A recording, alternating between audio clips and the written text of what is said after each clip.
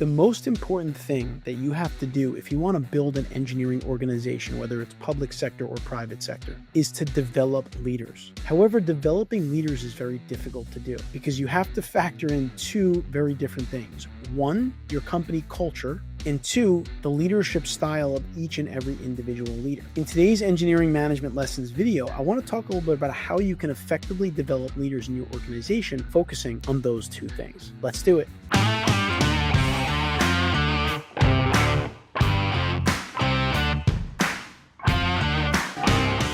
So how do you develop leaders? At the Engineering Management Institute, all we do is develop leaders through our content platform, through our corporate training programs, and internally, we try to develop leaders at EMI on the inside out. And I've spent a lot of time studying it. And what I've realized is that your company culture is of the utmost importance. At EMI, our culture has been built around our values of give, guide, grow. We give our all every day. We guide each other. And if we do that, we all grow together. You need to have a strong culture that your leaders can kind of galvanize around and lead accordingly. However, the other thing that you have to think about is every leader is different and they have their own styles. And you need to understand their leadership styles and allow them to develop within that style. So how do we do this? So first of all, build the culture, preach the culture, and make sure that everything you do is focused around your culture. At EMI, we talk about give, guide, grow in every meeting together. People do it, right? They're constantly guiding each other. They're growing together. They're giving their all. It's become a way of life. So if you do that, everyone in some way, shape, or form will exhibit the values. But then you have to really think about the individual leaders. So what I like to do is if we're working with a leader or developing one of our leaders is we ask them, what's your style? And how can we support that style?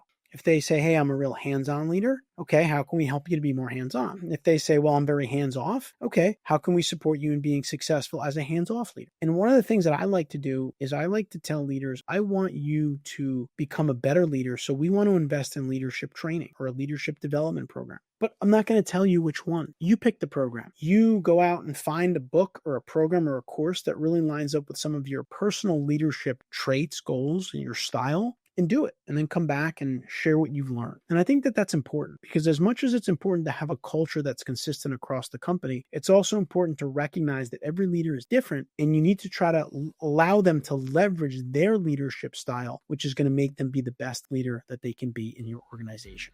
I hope you found this week's engineering management lessons video helpful. If you did, please consider subscribing to our channel here. We put out videos like this on a weekly basis to help engineering professionals become better managers and leaders. I'll see you next week.